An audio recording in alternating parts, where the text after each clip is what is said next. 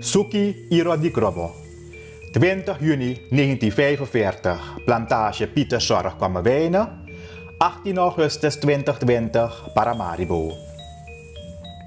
Beeldend kunstenaar Alakondremang. Suki Jan, Suki Irodikromo, werd vroeg herkend als veelbelovend talent. Als kind tekende hij al wayangpoppen.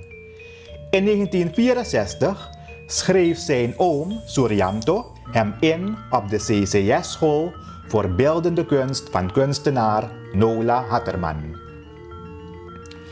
In 1967 vertrok Suki naar Rotterdam en volgde aan de Academie voor Beeldende Kunsten de opleiding Schilderen en Grafiek. Zijn kennismaking daar met keramiek had grote invloed op zijn latere werk.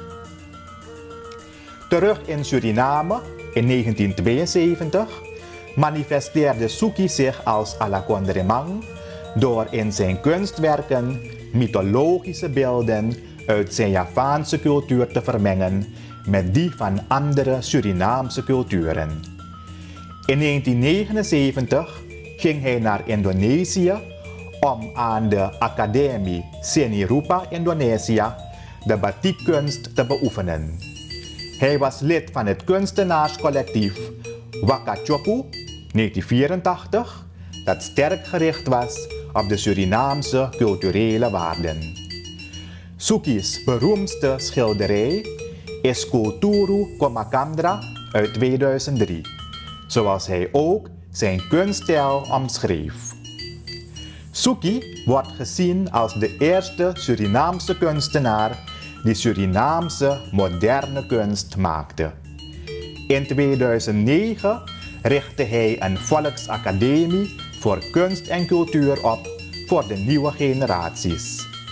Suki werd onderscheiden tot commandeur in de ereorde van de Palm in 2013. Odo, sabi bende bifoleri, manaleri kontrong, sabi. Weten was er eerder dan leren, maar na het leren kwam het weten.